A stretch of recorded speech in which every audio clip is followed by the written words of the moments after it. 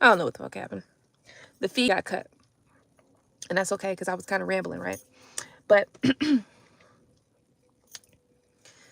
after my third child, I was like, I'm not having any more kids until I'm comfortable with where the finances are, right? The finances just weren't in a place where I thought that they should be for us to be continuing to have children. So I completely stopped having children.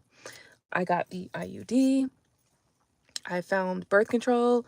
I got the IUD. And then after I had the IUD for a little while, I didn't like the way that it was impacting my body. So I took it out.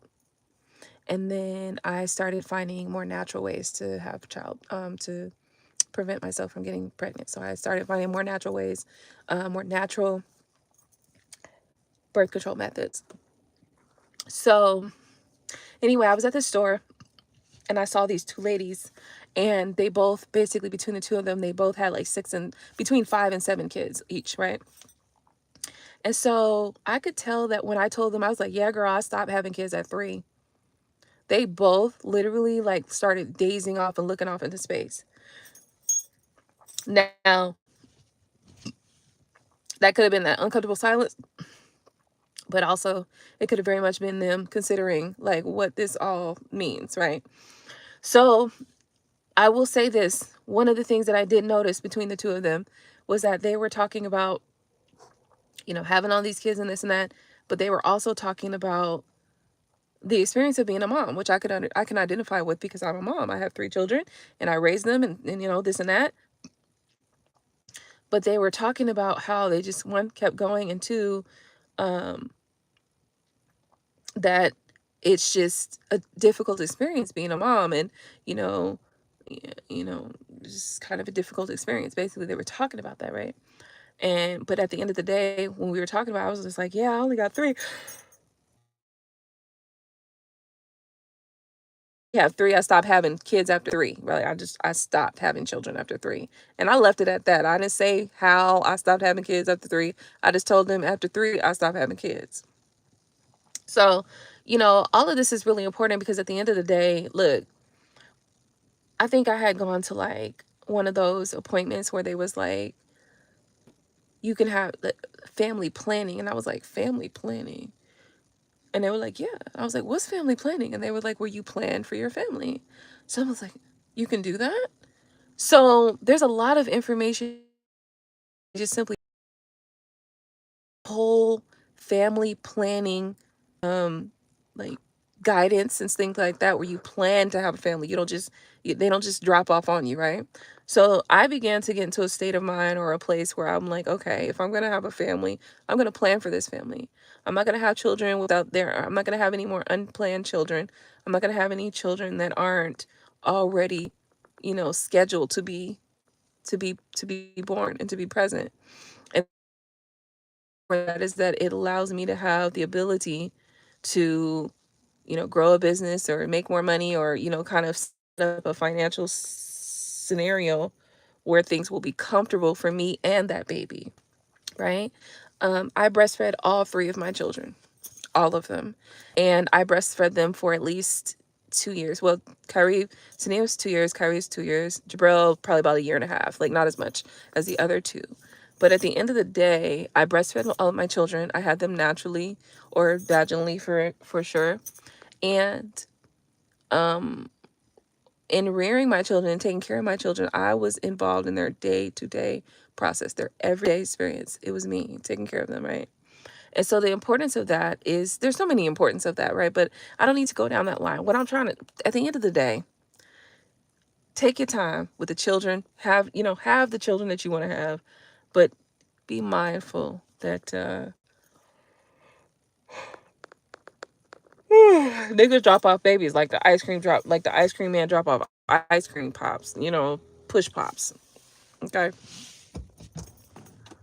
And this is something that I was not aware of until it was too late, child. But that's besides the point.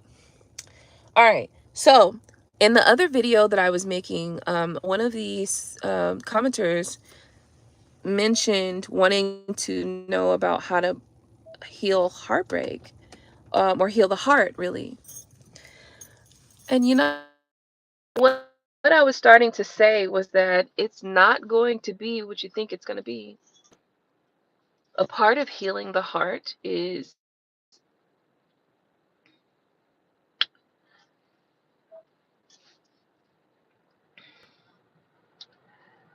what you prepare yourself for prior to the heartbreak. I was also mentioning how every situation that I have, I know intuitively and psychically, I pick up on and kind of know what might occur, either what's going to occur, what exactly is going to occur, or a roundabout of what's going to occur. And also, somehow, I'm always psychically prepared for the ending before the ending happens, right? And so that first step that I have for healing intuitive. And I know it seems like what? But at the end of the day, you are intuitive. You know what to expect from your connections and from your relationships and from your partners. Okay? So there's no surprises for real when you know what to expect in that way. Okay? Um, Next up is this.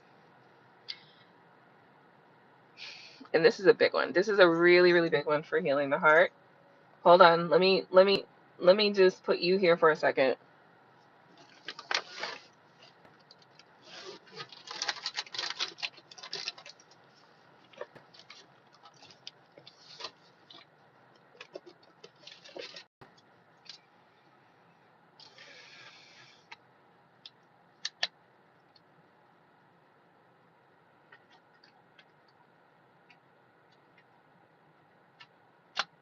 Okay. Are you there? Are you comfortable now? Okay. It looks like you're comfortable. I think you're comfortable.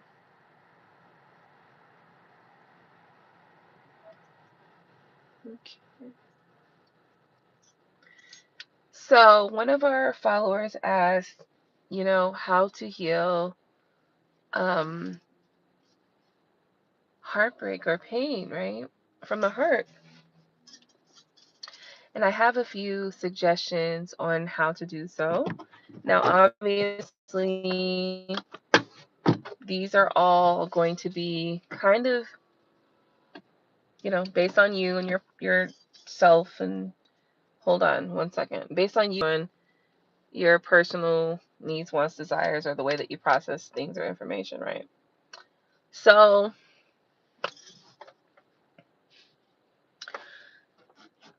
the first thing that I think is necessary for the healing of the heart is soaking. Soaking. Like, this one is probably number one. It's probably number one. And that is the ability to give yourself grace. The ability to give yourself grace. Give yourself grace for the mistakes. Give yourself grace for the stupidity that you exhibit and the mistakes that you make, right? And I'm doing this because at the end of the day, life has just taught us away from just simply being humans and treats everybody as if, everything has to be either this way or it's stupid, and that's just not the reality is that life may happen differently for each and every one of us. So I feel like one of the ways to heal your heart is definitely going to be to give yourself grace. Okay? Because if you don't give yourself grace, then you will never get past a heartbreak. Because you will always find a way to punish yourself for the heartbreak after the fact. We're not punishing ourselves for a heartbreak. Like, look, like I was telling you guys earlier, I'm a genuine person and I build long-term, genuine friendships, connections, relationships, etc. And so if I intend to have you in my life, understand that I'm going to take the time to build that connection, that relationship, or whatever. But everybody else doesn't always have the same ideas that you have, in that regard. Sometimes that's not what they're expecting. That's not what they're wanting. Right? Sometimes people just want to use you for what you have or for your benefits or for your energy or whatever the fuck, right? Like, Sometimes people just want to use you for the moment, and they don't really have intentions on being good to you or being long-term for you, etc.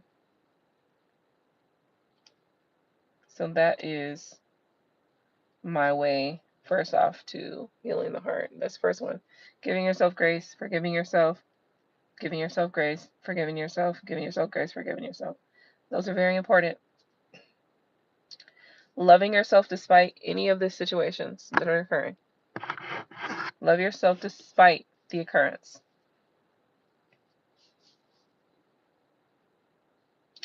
Detach how you feel about yourself from that person specifically. And of course, maybe you enjoy that person's opinion, or maybe you enjoy that person specifically. That's cool. But that doesn't mean that you have to base all of your life choices, experience, or feelings on that person or what they're doing or saying, okay?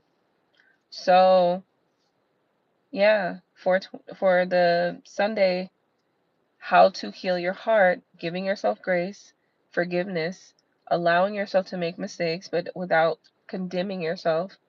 And then also you want to be prepared for potential outcomes. All right. Oh, shit.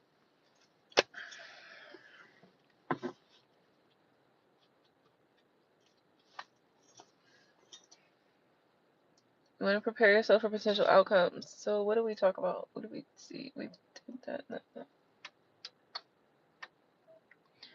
All right, I gotta go inside because I'm just tired. I'm going to sleep. I'm about to go to sleep, y'all, because this is crazy. I'm going to tired. I'm going to tired. Yes, I am. There's a couple ways. I think what I'm gonna do is probably come back on this conversation and on this topic, because I think that there's a better way to just have this conversation, and I want to make sure I have this conversation in its fullest extent, in its fullest entirety. Um, and I do want to make sure that I do this conversation justice as well, because I am a little tired right now, and I don't want to continue on and mess it up. So I think I will continue this conversation on another video, on another live. I'm sure it will be soon, because this conversation, I do have an interest in talking about it and discussing it, but I just think I want to make sure that I'm more coherent and just feeling it. Okay. All right. Good night.